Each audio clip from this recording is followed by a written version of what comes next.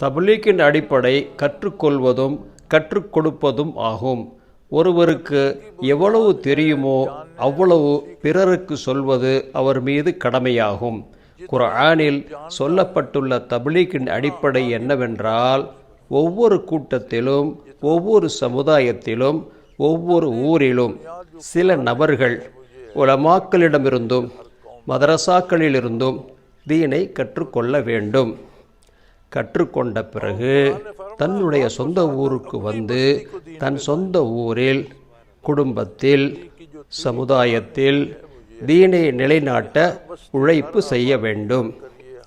இன்னொரு தப்லீக் உங்கள் நடத்தை, உங்கள் நற்குணங்கள் மூலமாக உங்கள் வீட்டினரும், பெற்றோரும், மனைவியும், பிள்ளைகளும், உற்றாரும், உறவினரும், நண்பர்களும், பெரியவர்களும், சிறியவர்களும், சகோதர சகோதரிகளும் தீனை கற்றுக்கொள்வது எல்லாவற்றையும் விட மிக அவசியமானது ஆகும்.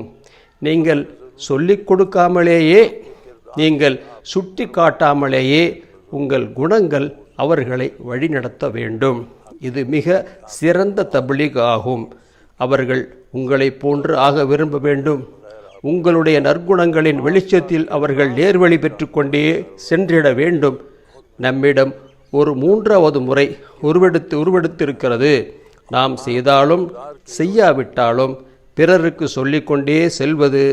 இப்படி செய்வதற்கும் சில மௌலவிகள் சுவர்க்கம் கிடைக்கும், சுவர்க்கத்து கண்ணழகிகள் கிடைப்பார்கள், இது கிடைக்கும், அது கிடைக்கும் என்று வாக்குறுதி கொடுத்து விடுகிறார்கள்.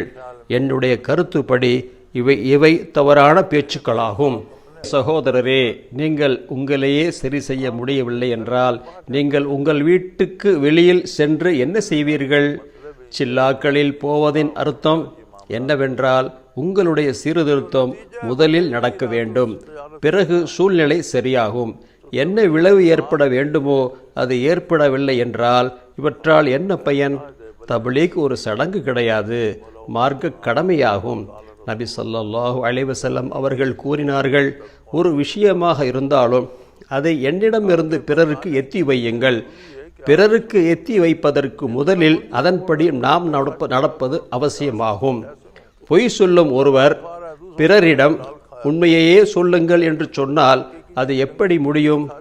தான் ஹராம் சாப்பிட்டு கொண்டு பிறரை ஹலால் மட்டும் சாப்பிடுங்கள் என்று சொன்னால் அது எப்படி சரியாகும்? நீ ஹராமான உணவை சாப்பிட்டு கொண்டு எங்களை ஹலாலான உணவை சாப்பிடச் சொல்கிறாயா என்று கேட்க மாட்டார்களா?